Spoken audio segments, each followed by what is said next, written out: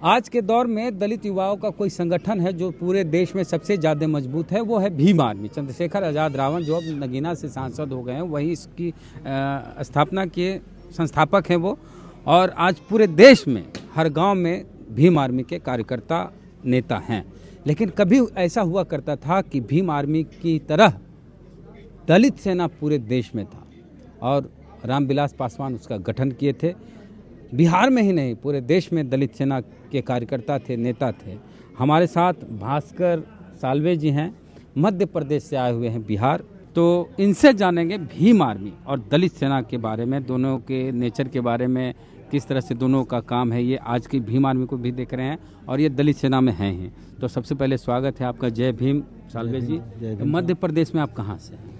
मैं मध्य प्रदेश की राजधानी भोपाल से हूँ। अच्छा, भोपाल से हैं। अच्छा, तो रामविलास पासवान जी से कैसे जुड़े, ये पहले हम लोग जानना चाहेंगे। और उस दौर में दलित सेना का क्या काम था, कैसे लोग उसमें जुड़ते थे? माननीय स्वर्गीय रामविलास पासवान जी जब गिनीज बुक ऑफ वर्ल्ड में पहली बार रिकॉर्ड उन्होंने दर्ज किया था, तो हमने हल्का हल्का तो सुना था कि रामविलास पासवान जी दलित लीडर हैं और पहली बार लोकसभा चुनाव जीते हैं। और पहली बार लोकसभा जीतने के बाद उन्होंने गिनीज बुक ऑफ वर्ल्ड में रिकॉर्ड बनाया है। तो उस समय से हम लोग लोकसभा चुनाव, पहले तो विधायक बने थे वो। हाँ नहीं, जो मगर गिनीज बुक ऑफ वर्ल्ड में तो लोकसभा में पहुंचे ना वो। हाँ, हाजीपुर से। तो हमें थोड़ा थोड़ा याद था, हम उस टाइम बहुत छोटे थे लगभग। और उसके बाद जब उन्होंने सेकेंड बार दूसरा Guinness book of world record बनाया, तो तब वो बीपी सिंह की सरकार में केंद्रीय मंत्री बने, श्रम समाज कल्याण मंत्री। तो जब उन्होंने बाबा साहब अम्बेडकर जी का जो काम किया, जो कार्य अधूरा रह गया था, वो जो काम किया, तब से हम उनके बहुत बड़े मतलब एक जैसे बोलते हैं ना कि फैन हो गए हम उनके। अच्छा, उनके फैन। कौन सा काम था बाबा? जैसे बाबा साहब अम्बेडकर की जो 14 अप्रैल की छुट्टी घोषित कराना था, एट्रोसिटी एक्ट को लागू कराना था, राजीव गांधी एक्ट को पारित किए थे। और बीपी सिंह की जब सरकार लागू नहीं हुआ था, पारित किया था, लागू नहीं हुआ था। संसद में लागू नहीं हुआ था। तो वो कैबिनेट में और लोकसभा में वो बीपी सिंह की सरकार में माननीय पासवान जी ने ही लागू कराया था। अच्छा, पहला क्योंकि समाज कल्याण मंत्री थे उसके नाते।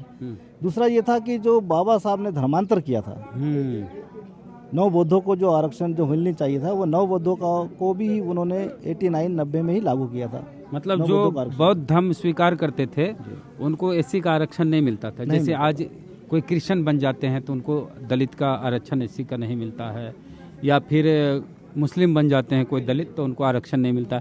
लेकिन बौद्ध जो बनते हैं उनको आरक्षण नहीं मिलता। बौद्धों को उस टाइम जो बौद्ध थे ओरिजिनल जो पहले वाले थे, उनको ओबीसी में रखा गया था। मगर जब नव बौद्ध का जब वो आया, एक्ट आया, वो आया और उनका लागू हुआ, तो तब उनको एससी में दर्जा दिया गया। ये 89-90 में पासवान जी ने कराया, बीपी सिंह की सरकार, नव बौद्धों को। यानी आज कोई भी दलित बौद्ध धर्म स्वीकार करते हैं, बावजूद इसके उनको एससी का आरक्षण मिलता है। ये रामविलास पासवान का योगदान है इसमें, बीपी सिंह की सरकार में हुआ। अच्छा, 2 काम हुआ। और बताइए, आज हम यही थंबनेल हो जाएगी, रामविलास पासवान ने दलितों के लिए क्या किया। उसके बाद जो भी सरकार में रहे, तो पासवान जी ने बाबा साहब के बहुत काम किए हैं। जैसे उन्होंने तेल चित्र दिल्ली में लगवाया, संसद भवन में लगवाया, संसद भवन में बाबा साहब की तस्वीर लगी। उनके 14 अप्रैल के जो जन्मदिन होता, छुट्टी घोषित कराई। 4 काम हुआ। हाँ, ऐसे कई अनेक काम। जो एक काम, रामविलास पासवान 14 अप्रैल को छुट्टी देश भर में, राष्ट्रीय छुट्टी, नेशनल हॉलीडे नहीं है। नेशनल हॉलीडे दो ही ये है, ये 26 जनवरी, 15 अगस्त, 2 अक्टूबर। और बाबा साहब की जयंती नेशनल हॉलीडे नहीं है।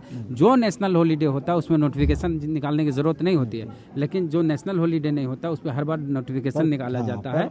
अम्बेडकर साहब की जयंती पे हर साल नोटिफिकेशन निकलता है। इट मीन्स वो छुट्टी दी जाती है, नेशनल हॉलीडे नहीं है। मगर उस टाइम उन्होंने नेशनल छुट्टी के ही किया था, मगर अब बाद में क्या हुआ ये तो जानकारी नहीं है। नेशनल हॉलीडे नहीं है बाबा साहब की जयंती, इसकी मांग लगातार चल रही है कि नेशनल हॉलीडे हो। आप चारों गिनाइए काम उंगली पर। एक तो बाबा साहब का तेल चित्र संसद में लगवाना, बाबा साहब के जन्मदिन पे राष्ट्रीय छुट्टी घोषित कराना, राष्ट्रीय है नहीं, मतलब छुट्टी घोषित कराना। दूसरा, एट्रोसिटी एक्ट लागू कराना, ठीक है। और बाबा साहब के नव बौद्धों को आरक्षण का लागू कराना। अच्छा, उसके बाद जवानी में रामविलास पासवान किस तरह काम करते थे? वो तो यंग थे, बहुत अच्छा काम करते थे। तो उनके जैसा तो वर्ल्ड में कोई नेता था ही नहीं था, दलितों में तो नेता ही नहीं था उनके अलावा उस टाइम समय। मान्यवर कांसी राम नहीं, वो तो सिर्फ भाषण देते थे मगर काम नहीं करते थे।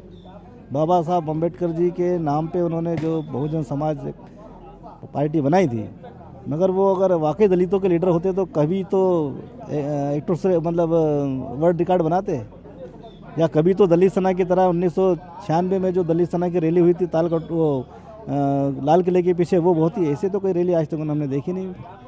मतलब आप कांसीराम जी को रामविलास जी से कम आंकते हैं? बिल्कुल कम आंकते हैं। बाबा साहब का जो काम करने वाले असली नेता तो रामविलास पासवान जी है। कांसीराम ने है? नहीं, कांसीराम जी बाबा साहब को घर घर पहुंचा दिए। घर घर पहुंचा कांसीराम जी ऐसी पार्टी बनाए कि अपने बूते सरकार बनी उत्तर प्रदेश में, अपने बूते रामविलास पासवान की सरकार कभी नहीं बनी।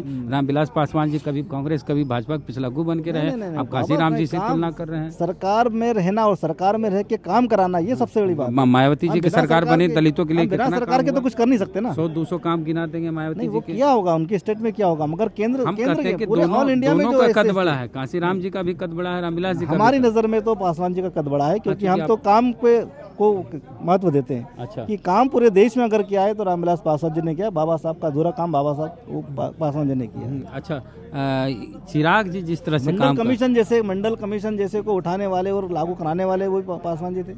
ओबीसी को फायदा हुआ तो एक सरकार में थे, ठीक बात है, सरकार में रह के काम कराते हैं। और कांसीराम जी आज देश में हर पार्टी के जो दलितों के नेता हैं वो मंत्री बने हुए हैं, मगर क्या काम करते हैं मुझे बताइए आप। चिराग जी को के बारे में क्या राय है? नहीं, चिराग जी के बारे में तो छोड़िए, मगर हम और इसके पहले जो पासवान जी के समय जो लीडर हुआ करते थे, मैं उनकी बात बता रहा हूँ। चिराग जी का काम करने का तरीका, रामविलास जी का काम करने का तरीका, दोनों आप देख रहे हैं। आप रामविलास जी के करीबी रहे हैं, चिराग जी भी जो काम कर वो कैसा है?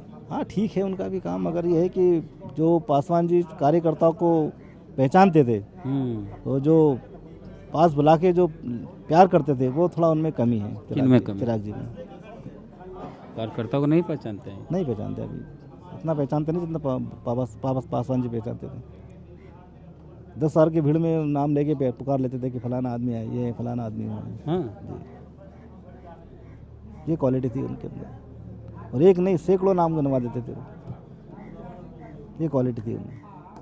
पढ़ते थे, स्टडी थी उनकी, बहुत स्टडी थी। एक बार आदमी को देख लेते थे, पहचान जाते थे, तो उनका नाम नहीं भूलते थे। विचारधारा को लेके एकदम मजबूत थे एक समय तक। बाद के दिनों में बीजेपी के साथ गए तो विचारधारा उनकी नहीं, विचारधारा चेंज कभी नहीं हुई हुई नहीं। बीजेपी के साथ जाने के बाद भी हमें याद है अटल बिहारी वाजपेयी की सरकार में 2000 में जब संविधान पे आँच आने की बात हुई थी, तो वही रामविलास पासवान जी केंद्रीय मिनिस्टर थे। उन्होंने कहा था कि जब संविधान पे आँच आएगी तो पहला रामविलास पासवान होगा जो केंद्रीय मंत्रिमंडल से इस्तीफा देगा। दलितों के ऊपर, अल्पसंख्यकों के ऊपर जो अत्याचार हुआ था गुजरात में, तो उस मामले को लेके भी पासवान जी ने इस्तीफा दिया था। फिर उन्हीं के साथ चले गए। अब वो अलग बात है, मगर उन्होंने आवाज़ तो उठाते हैं, बात तो रखते हैं अपने। केंद्रीय मंत्री होने के बाद कोई तो आवाज़, जबान नहीं खोलता मुझे। रामविलास पासवान जी में इतनी क्षमता थी कि जब 2 अप्रैल वाला जो भारत बंद हो रहा था, SC/ST एक्ट को कमजोर किया गया था, तो देश भर के जितने दलित सांसद हैं, आदिवासी सांसद, सबको अपने यहाँ बुला के मीटिंग करा दिए थे। ये क्षमता आज के किसी दलित नेता में नहीं है, अभी के समय में किसी भी नेता में नहीं था, और उस टाइम में नहीं थी। उस टाइम तो जैसे आप बोल रहे हैं कांशीराम जी थे, कांशीराम जी थे तो उन्होंने कभी विधायकों को इकट्ठा नहीं किया। उन्होंने तो 101 सांसदों को लेकर राष्ट्रपति भवन चले गए थे मिलने के लिए, 101 सांसदों को लेकर, जिसमें बीजेपी, कांग्रेस, बसपा, हर पार्टी के सांसद थे। तो आप पशुपति पारस जी के साथ जुड़ गए।